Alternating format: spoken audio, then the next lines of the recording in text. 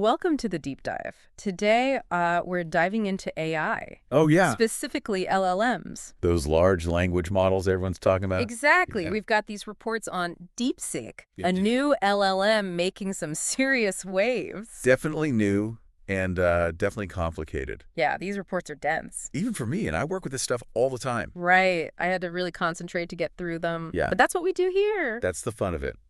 Break it all down. Make it make sense. For everyone. So, Yeah. for anyone not living and breathing AI research, Wait. what actually irrationally is a large language model? Okay, so think of it like a supercharged brain Oh. inside a computer. It learns from tons of text and code. Yeah. Like mountains of it. Wow. And it learns to understand and generate language almost like a person. Almost like a person. Yeah. It's really pretty amazing what they can do now. So DeepSeek-V3, that's the language one. It's an LLM. The report says 671 billion parameters. Oh, yeah, that's a big one. 671 billion. Billion with a B. What does that even mean? It's mind-boggling, right? Like, imagine the human brain. Okay. All those neurons Yep. and the connections between them. Yeah. Like a network. Okay. Those connections are like the parameters in the LLM. So more connections, more smarts. Basically, yeah, the more parameters, the more complex the model is, the more it can learn and do. Wow, so DeepSeek-V3, it's a seriously big brain. Huge, yeah. Then there's this thing, mixture of experts. Oh, yeah. MOE. Mo. That's cool. What's that about? Okay, so instead of one giant brain doing everything, Okay. it's more like a team of specialists. Interesting. Each one's an expert in something different. Like a brain trust. Yeah, Yeah. exactly. Okay. And that's what MOE does. It breaks the model down into these smaller modules. So like smaller brains. Yeah, but all working together. When you give it a task, only the relevant experts are activated. Oh, so it's more efficient. Way more efficient. It's not using all its brain power for every single task. Right. Like, you don't need a brain surgeon to write a poem. Aha. I guess not. So you have the brain surgeon for surgery and the poet for poetry. Makes sense. It makes DeepSeek-V3 much faster and way more efficient than older LLMs. Cool. Yeah. And speaking of efficiency, the report mentions FP8 for training. FP8? Yeah, FP8. That's pretty technical. I have to admit I'm lost. Okay, so imagine you have to send a really long message. Okay. You could write it all out, full sentences. Yeah. It would take forever and tons of space, Yeah. but you could use a shorthand code. To say the same thing. Exactly. And Yeah. that's what FP8 is like. A shorthand for numbers. Yes. It lets researchers train these huge models much faster and using less computing power. Wow. So it's like a shortcut. A really important one. It makes the whole process more streamlined. That's awesome. But what does it mean for AI in the future?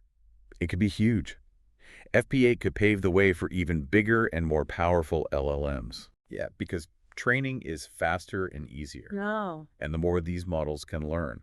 The more they can do. Exactly. It's pretty exciting. So the report also says DeepSeek-V3 was trained on a crazy amount of data. Oh, yeah. Something like 14.8 trillion tokens. That's insane. What is a token? Basically, it's like a piece of a word. A piece of a word? Yeah, and 14.8 trillion is like feeding it the entire Library of Congress. The whole library. Many times over. That's a lot of books. A lot of everything.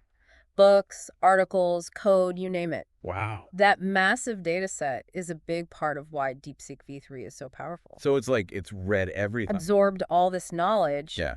And now it can use it. What can it actually do with all that knowledge? Well, it can translate languages. Oh, wow. Write different kinds of creative content. Like what? Poems, scripts, even answer your questions. Really? Like a super smart search engine. Oh, It's also good at reasoning and problem solving. problem solving. Yeah, which is really impressive. That's amazing. So DeepSeek-V3, this powerful language model, it can write, translate, reason, answer questions. It's pretty amazing. But what about DeepSeek-VL? Yes. That's the one that can see. Supposedly. Right. That's where things get really interesting. How do you even teach a language model to see? That's the challenge, isn't it? I can barely get my dog to sit. But seriously, So one of the biggest hurdles in AI right now. figuring out how to add visual understanding. And you got losing all those language abilities? Yeah, all that hard work they put into DeepSeek-V3. It's like teaching someone a new language and making sure they don't forget their first one. Right. You don't want to create a brilliant visual AI that can't talk. Exactly. So how did the DeepSeek team do it? They got really creative. But I think we should save that for part 2. Oh, come on. We've covered so much ground with DeepSeek V3 already. I guess so. What struck you as the most interesting so far?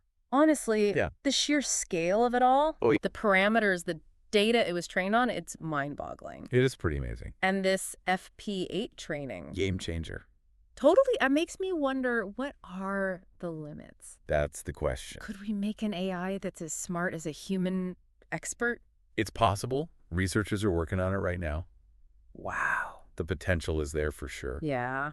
I think we're just at the beginning The beginning of what? of this incredible journey. Okay, I like that. Let's take a break and then come back to DeepSeek-VL and all its visual capabilities in part 2. Sounds good. Okay, so we're back. Back for more DeepSeek. More deep sea. This time it's DeepSeek-VL. The one that can see. Yeah, in a way. I'm still blown away by that idea. It's pretty wild. Last time we were talking about how tricky it is to add visual understanding to a language model. Right, you don't want to mess up all those language abilities. Yeah, it's like teaching someone a new language and they forget their old one. Exactly. So how did the DeepSeek team do it? Yeah, how they pull it off. Well, they thought about how humans learn. Like babies. Yeah, we don't learn language and vision separately. They develop together. Oh, that makes sense. So the DeepSeek team tried to do the same thing. They didn't just tack on a visual module. Nope, they carefully integrate it. Into DeepSeek V3. Yeah, right into the existing architecture. So like mimicking the human brain. Kind of, yeah. It's a Yeah. really innovative approach. I can see that. They had to create this special bridge A braid. between the language part and the visual part. Oh, okay. It's called a vision language adapter. Fancy name. It translates the visual information into something the language model can understand. Ah, so it's like giving DeepSeek a pair of glasses. Yeah, that's a great way to think about it. So it can see and understand the world. Exactly. But then there's still the training problem. Oh, right. DeepSeek V3 was trained on mountains of text. Tons of it, yeah. So for DeepSeek-VL, they had to add visual data to that training. Right. And that's tricky. It's got to be a delicate balance. You don't want to overwhelm the model with too much new information. Yeah, like if you started speaking a foreign language to someone who's just learning English. They'd be totally lost. Uh-huh, exactly. So the DeepSeek team came up with a strategy called modality warm-up. Modality warm-up. Yeah, it's like easing someone into a cold pool.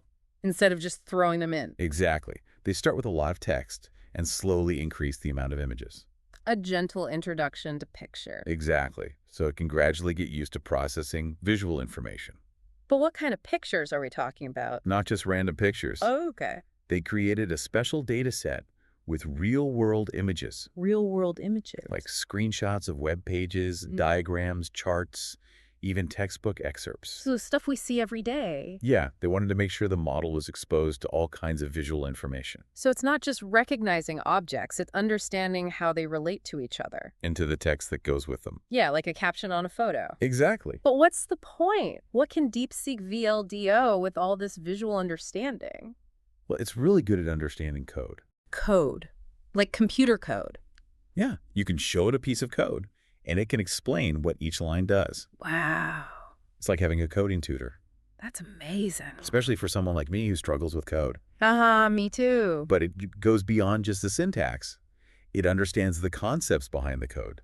Really? It can even suggest improvements. So it's not just an interpreter, it's like a collaborator. Exactly. That's incredible. What else can it do? It's also great at analyzing charts. Charts. Yeah, you know those graphs that sometimes take forever to figure out? Oh, yeah, totally.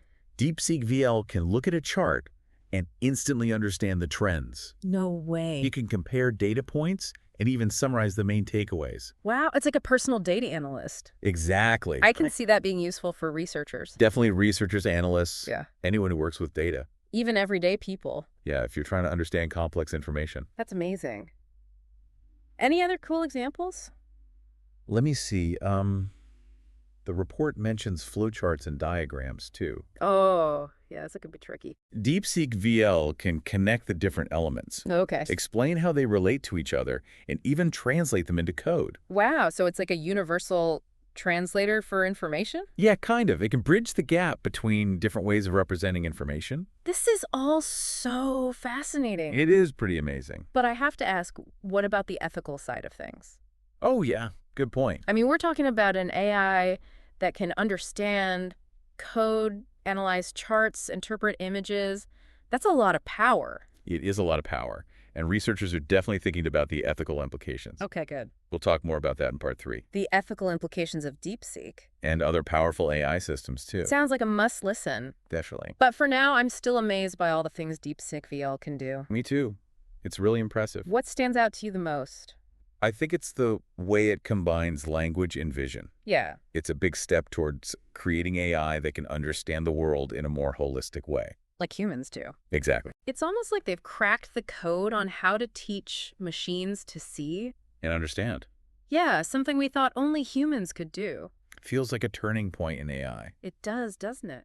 And they've made DeepSeek open source. Both DeepSeek-V3 and DeepSeek-VL. So anyone can use it. Researchers, developers all over the world. That's incredible. It's not just a breakthrough in technology, it's a breakthrough in collaboration. I love that. I can't wait to see what people do with it. Me too. But before we get too carried away, Right. let's shift gears and look at the bigger picture. Okay. In part 3, we'll talk about the impact of DeepSeek on different fields Ooh. and the implications for the future of AI in general. Sounds like a great way to wrap things up. Let's take a break and come back to those big questions in part 3. Okay. All right, so we've explored how DeepSeek works. DeepSeek-V3, the language one, and DeepSeek-VL, the one they can see. Right. All the nuts and bolts. The algorithms, the training, the data. Yeah, but now I think it's time to step back. Look at the bigger picture. What does it all mean? The big so what. Exactly. DeepSeek isn't just some cool technology. Right. It's a glimpse into the future. A future where AI is everywhere. In our homes, our workplaces, Our lives, basically. changing how we work, Yeah. learn, interact with the world. We've talked about some potential applications, Personalized education, speeding up scientific discoveries. but let's go deeper. What could a world powered by DeepSeek actually look like? Okay, so imagine a world with no language barriers. No language barrier. Gone. How? You could have a conversation with anyone, anywhere. Even if they speak a different language. Yeah, AI would translate in real time. That's like something out of Star Trek? It's closer than you think. Wow. And it's not just communication. Think about code. Computer code. Yeah, DeepSeek can understand it, generate it, So you could just tell it what you want a program to do. and it would build it for you. No more coding. Well, maybe not. No more, but it would make things a lot easier. That would be revolutionary for so many industries. It would democratize access to technology. People could create their own solutions without needing to learn how to code. Exactly. And healthcare. Healthcare. How could DeepSeek help there? Well, DeepSeek-VL can analyze medical images. Like x-rays and stuff? Yeah, it could help doctors diagnose diseases earlier and more accurately. So we're not just talking about convenience. We're talking about saving lives. Wow, that's powerful. AI for good. It all comes back to that, doesn't it? I think so. Using AI to make the world a better place. And it's not just specific applications, it's a whole new way of interacting with information. How so? DeepSeek can help us make sense of all the data overload. Oh yeah, there's so much information out there. It can filter out the noise, Yeah, show us what's important. like a super smart research assistant. Always there to answer your questions, help you find what you need. That's kind of scary too, though. Oh yeah, how come? What if we become too reliant on AI? Ah, I see what you mean. Like, what if we forget how to think for ourselves? That's a valid concern for sure. It is But I think the key is to use AI as a tool, a tool to help us. not to replace us. To augment our abilities. Exactly. DeepSeek can help us process information faster, but we still have to make the decisions. He has our own judgment. Our creativity, our critical thinking skills. Right. It's about finding the right balance. Embracing the power of AI while staying human. That's a lot to think about. It is. These are big questions. And that's why we need to have these conversations. Talk about the ethics, the benefits, the risks. Figure out how we want AI to shape our future. Well, this deep dive has been amazing. I've really enjoyed it. Eye-opening for sure. We've only scratched the surface, though. I know. It feels like there's so much more to explore. DeepSeek is just one example of what's happening in AI. And the field is constantly changing. New breakthroughs all the time. It's an exciting time to be alive. It really is. Thanks for guiding us through this exploration of DeepSeek. It's been my pleasure. And to everyone listening out there, keep those minds curious and stay tuned for more deep dives into the world of AI.